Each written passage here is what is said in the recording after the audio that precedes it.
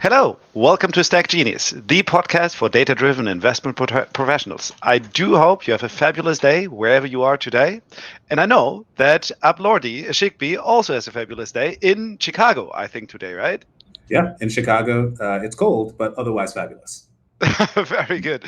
Well, I'm glad that you joined us today. So you're the founder and CEO of 4degrees, which is, a venture scale CRM system that I think a lot of people in the venture industry use, but also in some other industries. So if you are describing what you do in 30 seconds over a beer at a bar in Chicago, what do you tell?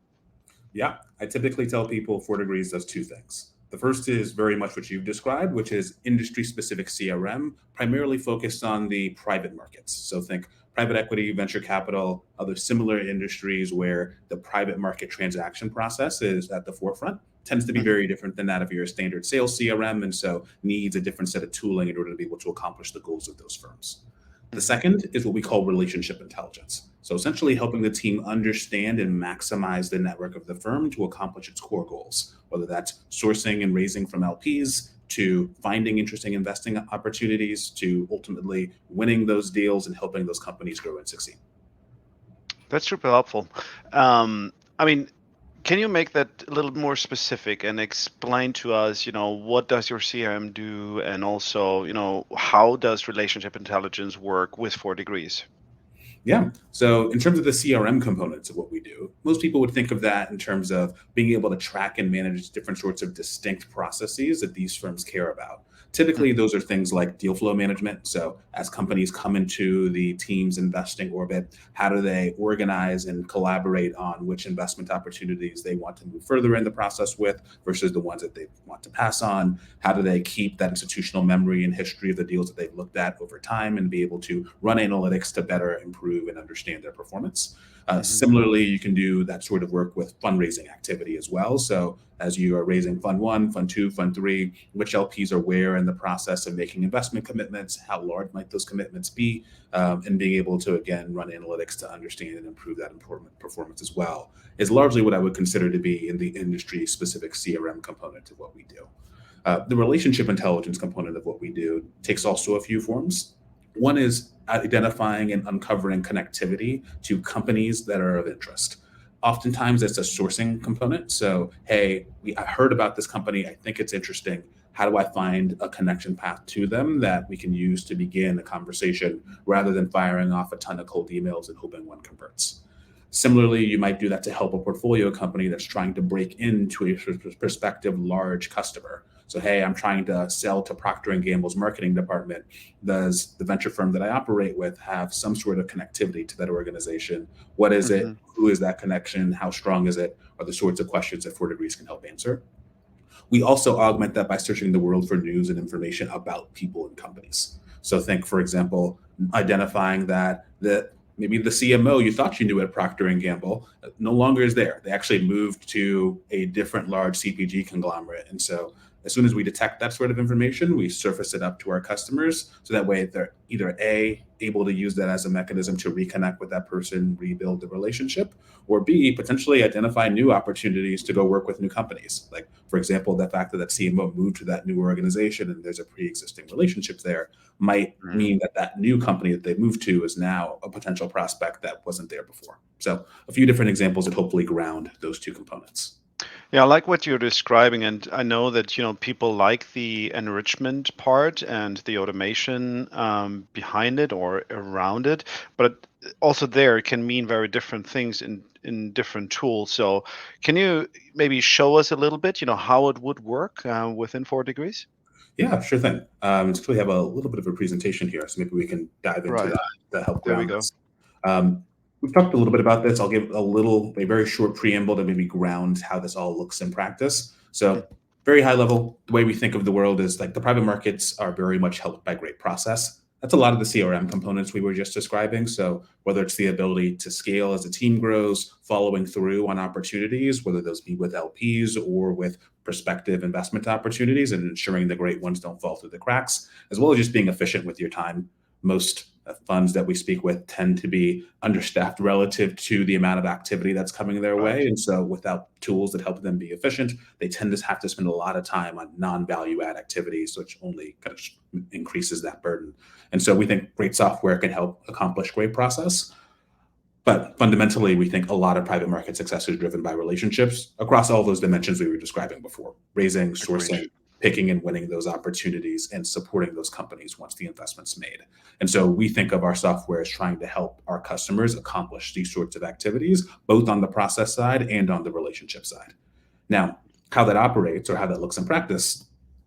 So first, our customers typically have us connected to their email and calendar. We have a few different options here. You don't necessarily have to have us be a continuous ongoing sync, although there's a lot of power there. But in short, we use that to pull emails, meetings, contacts, other kind of communications into the 4degrees system. We Mm-hmm. augment that with artificial intelligence, which I'm happy to dive more into. And out of that comes a fuller view of the firm's relationship network that we then use in the ways we were describing before. And so Mm-hmm. maybe to show what that looks like in practice, on the Please. CRM side, we enrich a lot of data about deals, so you get hours back every week. So in practice, as you have a deal that enters the system, we're able to pull in things like company descriptions, locations, logos, historical funding rounds, and be able to augment and provide that data for you, so you don't have to spend that time doing it yourself. Can we double click on that for a second? So I assume, but you correct me, that PitchBook, you still need to have your own subscription to. But is there also something baked into 4degrees already in terms of enrichment? Totally correct. So we have a set of enrichment providers that are already built into the 4degrees subscription. That includes folks like Full Contact, Clearbit, and Crunchbase. And then we have a set of providers, primarily PitchBook, as you described, where you need to already have a PitchBook subscription. They have their own commercial arrangement around that, but we've already built the infrastructure and plumbing to turn on that integration into 4degrees with a click. And so there's a conversation commercially that has to be had there, but from a technical standpoint, we just need to be told by the PitchBook team your team has access to it. That's cool. Thanks. Yeah.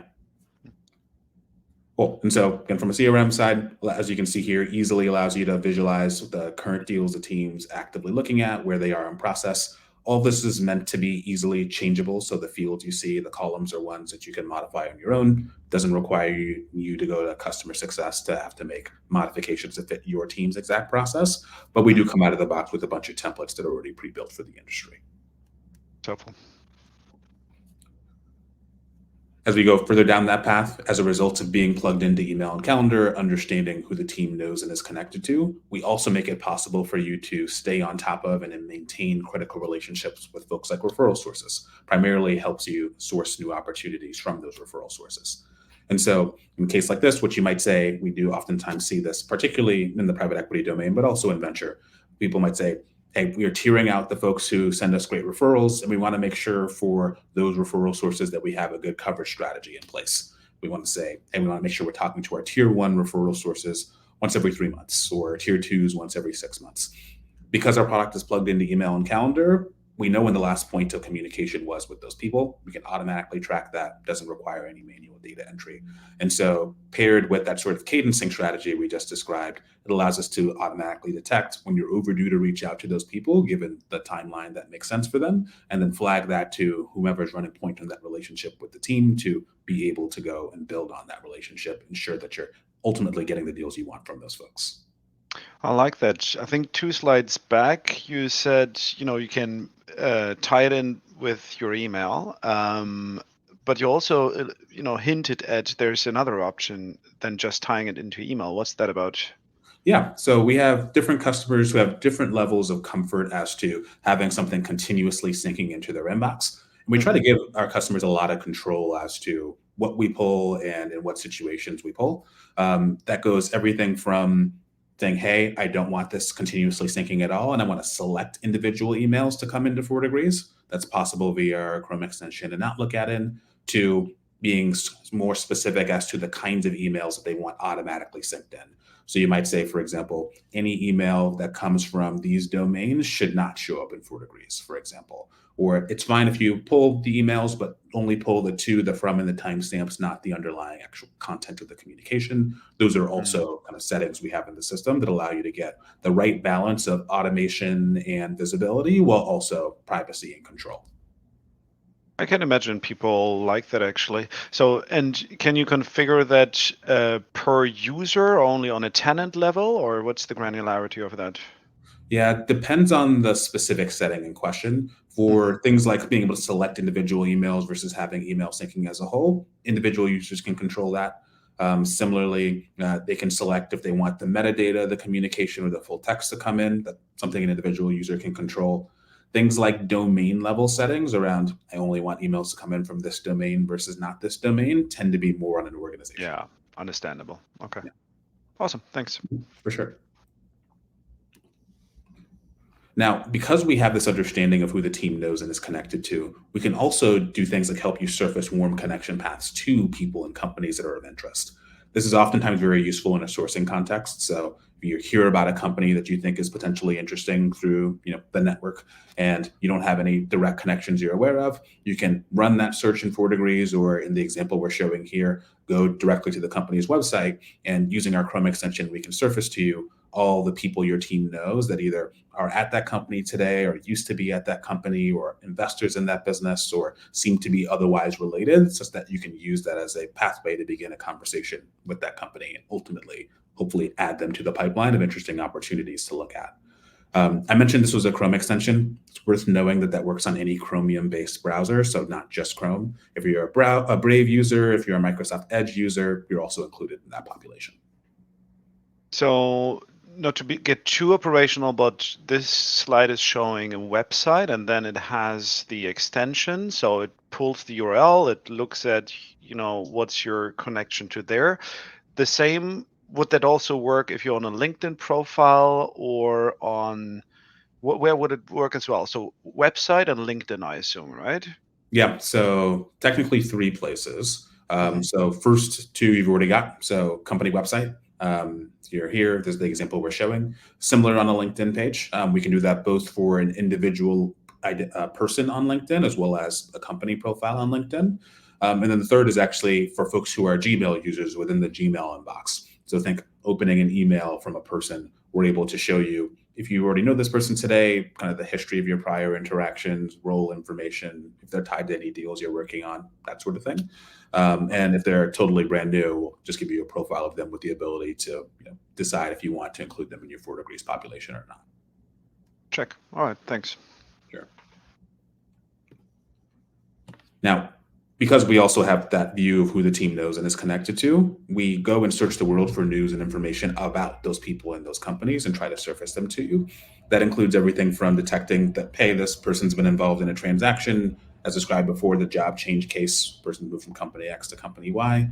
We even do things like detect from your calendar that you might be flying from one city to another and surface people in the relationship network that live in the destination city that you can use this trip as an opportunity to connect with. So a few I like different that. ways we try to help you understand what's happening in that network and ways to, again, help you source new opportunities or just engage with those people in an intelligent manner.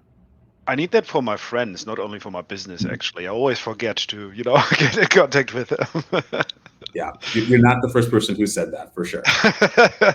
Very good. Very I good. like it. Great. So hopefully that was, at least from a screenshot and view perspective, some of the things I wanted to highlight. No, that's super helpful actually. And I'm trying to determine the sweet spot for your solution. So is there any sort of um, fund size, or can you help people see where you really hit a nerve? Yeah, it's a great question because we do have customers across the spectrum. Generally, what I would say is because of the ease of use, the ability to configure things very quickly, and the ability to get up and running really fast in our system, I would say, particularly on the kind of CRM and deal flow management side of the house, that we work really well with boutiques in that domain, just because Mhm. relative to others where you might need 6 months to get the implementation to even happen and need to spend tens of thousands of dollars to get up and running, like the ability to basically turn this on and be up and running with 4degrees over the course of a couple of days is a very meaningful difference. Mhm. The relationship intelligence components are helpful for boutiques, but I argue are even more helpful for larger organizations because Right. they tend to have the most robust Network relationship effects. networks, right? Yeah. And so Yeah. you see benefits on both sides of the spectrum, but I'd probably put each of those as being particularly good. So For the boutique side, deal flow management, I think we do quite well there. And for the relationship intelligence components, I'd say the bigger the organization, the more powerful it is. Nice. No, that helps me position it in my head at the very least. So awesome, Bloody. That definitely gives me and I hope everybody a good overview. We have a few minutes left, so only two topics: where to get good deep dish pizza in Chicago, and why did you found this company? Sheesh. The first, you feel like you're trying to get me in trouble with a bunch of Chicagoans. I feel like there's no answer that's going to not You get can me tell in me in private afterwards. Sure. My answer to that question is Pequots. So it's not like the Lou Malnati's or the Giordano's or the Ginos that people probably know of, even outside of Chicago. But my argument is Pequots is the best. And I think All you'll right. find a lot of Chicagoans that would say that too. I will put that into the bio of this video, the link. There we go. There we go. Pequods, if you hear that and you hear me saying this, you should give me some sort of sponsorship or at least a couple Absolutely. free slices. They're going to give you your own little table, right? Yeah, own little table, maybe my own like branded pizza, something. There you Yeah, go. hopefully they figure it out. And to the question as to why we started the company. So before building this, I actually sat in the seats of our customers. So I worked at a combination private equity venture capital fund here in Chicago, and kind of firsthand felt some of the challenges I'm describing here. So at the time, we were trying to use Salesforce, actually more specifically their Salesforce IQ product at the time, to try to manage the deals and opportunities as well as the relationships the firm had. It was built for sales, and it felt like it was built for sales. And so we were constantly trying to build tools of our own or working in Excel to try to basically move around or kind of manage some of the challenges that trying to use a sales product to manage deals like has inherent in it. And particularly the thing that became clear at that time were the lack of tooling. What was the lack of tooling around how to understand and manage relationships? I remember in our Monday morning meetings every week, like we would have at least a few requests either for, hey, this is company we find interesting, like how do we go talk to them? Or from a portfolio company, we're trying to sell into this large corporation, who do we know? And the way we tried to answer that question was either A, maybe we'll kind of sit and think about it for a little bit, and the answer that popped top of mind would be what we'd go with. Or, they'd task an associate to go trawl through people's combined LinkedIn networks and what was in Salesforce IQ, try to pull out a list of all the people that it seemed like we know, and then go person by person into the firm to say, how well do you know this person? How well do you know that person? How well do you know that person? To ultimately get down from, a list of what could be 20 or 30 odd names to maybe the one or two that were actually viable, which not an incredibly efficient use of time, probably missing people that weren't surfaced in any of those searches. And so led to the opportunity, led to the realization that there just had to be a better way. And so that was the genesis, and we've been at it. And so far the market seems to agree. Very nice, man. No, I'm glad that you guys started to build this. My mind just did this a little bit of a left turn when I listened to you. When you look at the market in total, then I think such tools as exist, the SaaS vendors thus far, they are solving the workflow engine with the enrichment and these type of things. And now there's a new breed of like co-pilots coming out that help you with due diligence and looking at investor decks, for example. I'm still undecided in my mind whether those will become features of, for example, workflow engines, or even those workflow engines will go away and everything will become a chat interface. So, I mean, super big loaded question, but I don't know if you have any thoughts on that, how you feel what the market is doing. Yeah, I mean, I think this is the best possible time to be asking that question, right? Because we are certainly undergoing a revolution. Every SaaS category certainly is, and ours is no exception to that rule. Yeah. My belief is chat is a phenomenal, or at least the technologies that we're seeing through which they're being surfaced via chat are phenomenal. I don't believe chat is the right interface for everything. My intuition is that the underlying capability of LLMs applied to the sorts of either current UIs that we have or future UIs that we haven't maybe thought of or generated yet are going to likely be the answer. And my personal belief, and it could well be wrong, this could be one of those predictions somebody makes that someone listens back 20 or 30 years later and is like, can you believe this guy?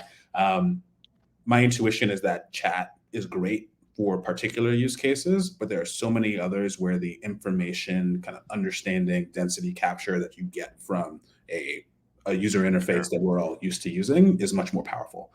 And so that's my intuition. As to whether the current breed of copilots become features versus kind of independent products that are longstanding, I think is very kind of category and use case specific. My intuition in our space is that UIs and the ability to engage with a lot of data very quickly will be king. And so those products will need to find ways to integrate with or like work with those. But naturally, I have a biased position there, so I have to be careful. No, I appreciate that. Nobody can see the future, and I think everybody's guessing at the moment anyway.